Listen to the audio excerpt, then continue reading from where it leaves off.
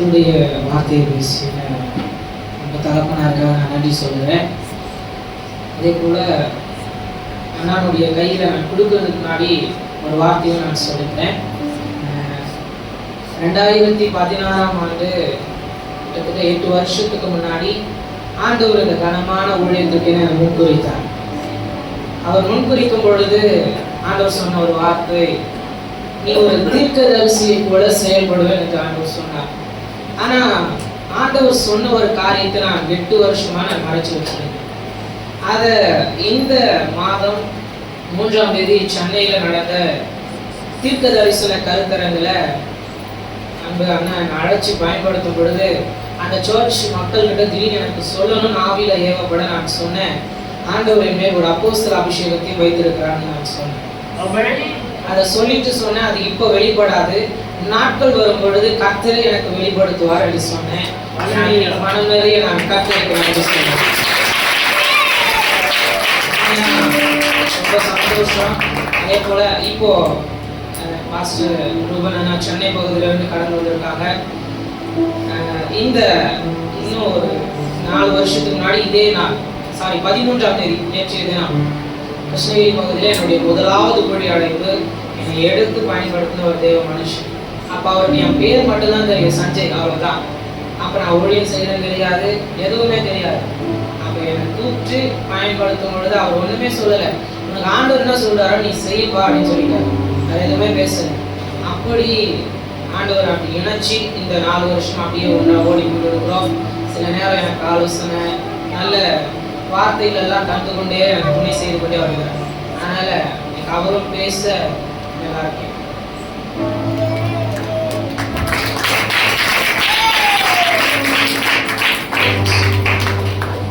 ஆண்டவரும் உலக ரட்சகருமாக இயேசுவின் நாமத்தில் இந்த 3 வருஷங்களை ஊழிய பாதையை கடந்து 4வது வருஷத்துல அடியெடுத்து வைத்திருக்கிற ஆயத்தப்படுகிற மனவாட்டி ஊழியங்களில் நான் இப்படி சொல்றேன், ஒருவேளை நம்ம சகோதரர் அதை மனசுல வச்சிருக்கிறாரு. அதனால இன்னைக்கு நான் இப்படியே சொல்ல விரும்புகிறேன். ஆயத்தப்படுகிற மனவாட்டி சர்வதேச ஊழியங்களை பிதா குமாரன் மனதார வாழ்த்துகிறேன், ஆசீர்வதிக்கிறேன். கர்த்தர் தாமே இந்த ஊழியத்தை சுமந்து கொண்டு போகிற சஞ்சய் சாமுவேல் ஐயா உங்கள் குடும்பத்தையும் தேவனாகிய கர்த்தர் ஆசீர்வதித்து அருள்வாராக. ஆமென். அல்லேலூயா.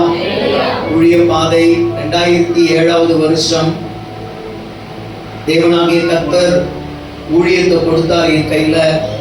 தேவனுடைய ஈவு ஊழியங்கள் என்று இந்த கிட்டத்தட்ட இந்த 15-16 வருஷமாக ஊழியத்தை நடத்தி கொண்டு வருகிற பாரங்கள், நடத்தி கொண்டு வருகிற பல சூழ்நிலைகளை பற்றி நன்றாய் அறிவேன். ஆமென். ஆமா, பல பட்டங்களை நான் சுமந்திருக்கிறேன், செய்யாத குற்றங்களை சுமந்திருக்கிறேன். ஆனாலும் குறை சொல்ல சொல்ல சொல்ல தேவையில்லாத பட்டங்கள் நம்ம மேல சுமந்த நாம் வளருகிறோம் என்று சொல்லி என்ன அபிஷேகம் பரிசுத்தமாக சொல்லினது என் வாழ்க்கையில நிறைவேறி கொண்டு வருகிறது. கூடிய சீக்கிரம், கூடிய விரைவில் அன்பான நம்ம சஞ்சய் சாமுவேல் ஐயாவை தேவனாகிய கர்த்தர் அப்படிப்பட்ட ஒரு உன்னதமான வளர்ச்சியின் உச்சிக்கு தேவனாகிய கர்த்தர் கொண்டு செல்வார் என்று சொல்லி நான் பிதா குமாரன் பரிசுத்த ஆவியானவர் நாமத்தில் நான் வாழ்த்துகிறேன், ஆசீர்வதிக்கிறேன். வாழ்ந்து சுதித்து இருப்பாராக. ஆமென். இந்த 4வது வருட துவக்க விழாவிலே அருமையான சஞ்சய் சாமுவேல் ஐயாவோடு சேர்ந்து அவருடைய சந்தோஷத்துல நாம் பங்கு கொள்ள வந்திருக்கிறோம். நமக்கு இந்த ஆண்டு விழா கூட்டத்தின் நிமித்தம் கர்த்தர் சொல்ற வார்த்தை நான் உங்களிடத்துல சொல்ல விரும்புறேன். இது ஒரு சரித்திரம், பைபிள்ல எழுதப்பட்டிருக்கிற ஒரு சரித்திரம். யோவான் 11ஆம் அதிகாரத்துல ஒரு சரித்திரத்தை தேவனாகிய கர்த்தர் நமக்கு எழுதி வைத்திருக்கிறார். 18வது வசனத்திலிருந்து அந்த வசனம், அந்த அதிகாரத்தை நாம் படிக்கும் போது அந்த சரித்திரத்தை நாம் தெரிந்து கொள்ள முடியும். ஆமென்.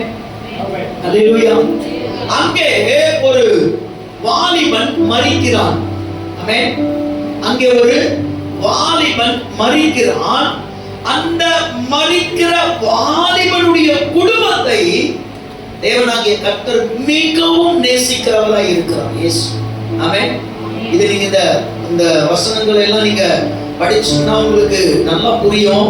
இதுல ஒரு அழகான ஒரு மறைபொருளை கர்த்தர் இயேசு மறைத்து வைத்ததை சமீபத்துல கர்த்தர் அதை எனக்கு ஒரு தேவ மனுஷி மூலமாய் கர்த்தர் அதை எனக்கு வெளிப்படுத்தி காண்பித்தார்.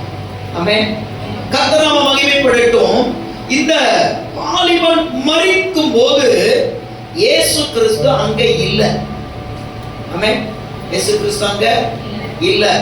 அப்போ இயேசு கிறிஸ்து என்ன பண்றாரு? ஊழியத்துல நல்ல வல்லமையாய் அந்த ஊழியங்களை பிதாவாகிய தேவன் நடத்தி கொண்டு வந்தார். அதையும் நம்ம முன்பு இருக்கிற வசனங்கள்ல நாம் படிக்கலாம். அப்போ இந்த 18ஆம் வசனத்துக்கு 11ஆம் அதிகாரம் 18வது வசனத்துக்கு நம்ம வந்தோம்னா அந்த சரித்திரத்தினுடைய சாராம்சத்தை நாம் புரிந்து கொள்ளலாம். 18வது வசனம் படிக்கலாமே.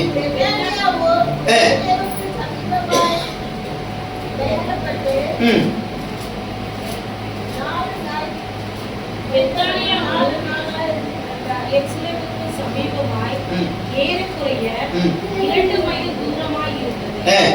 யூதரில் அநேகர் மார்த்தா மரியாள் என்பவர்களுடைய சகோதரனை குறித்து அவர்களுக்கு ஆறுதல் சொல்லும்படி அவர்களிடத்தில் வந்திருந்தார்கள். இயேசு வருகிறார் என்று மார்த்தா கேள்விப்பட்டபோது அவருக்கு எதிர்கொண்டு போனார்.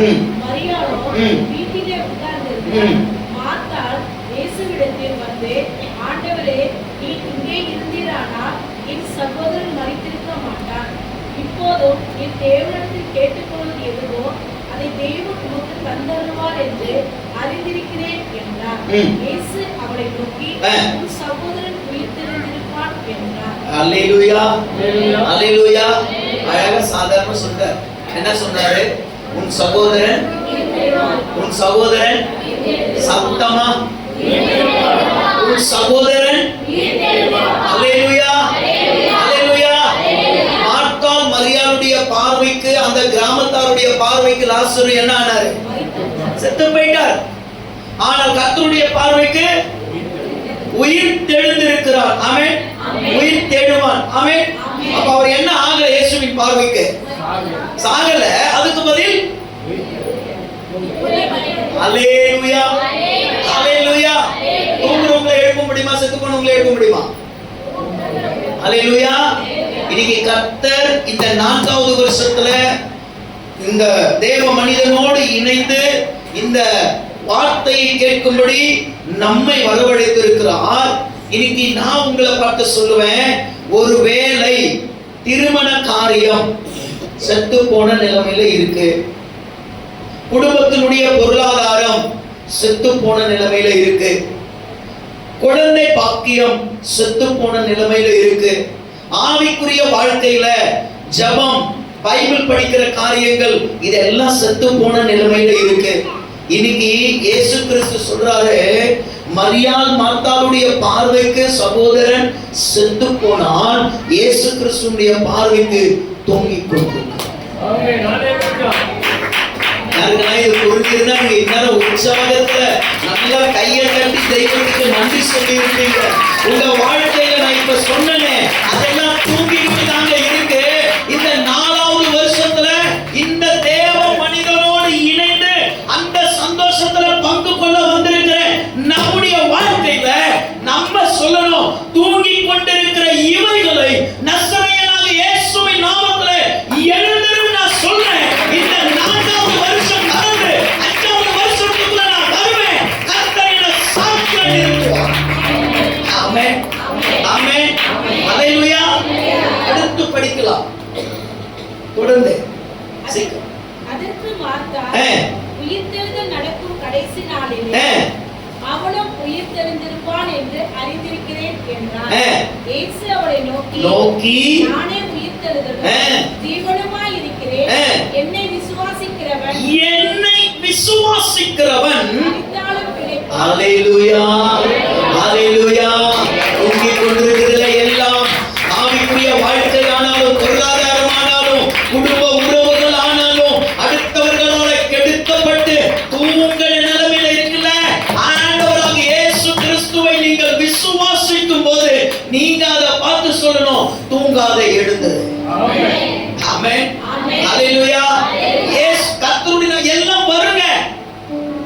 நமக்கு பிரச்சனை வரும், போராட்டம் வரும், பாடு வரும், நிந்தை வரும், நெருக்கம், அவமானம், பற்றாக்குறை எல்லாம் வரும்.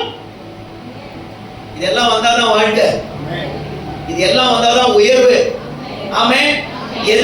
அதாவது தேடி வச்சுக்க கூடாது, எதையும் வர்றத வேணும்னு சொல்லக்கூடாது. ஆமென். இது எல்லாம் வந்தாதான் வாழ்க்கை.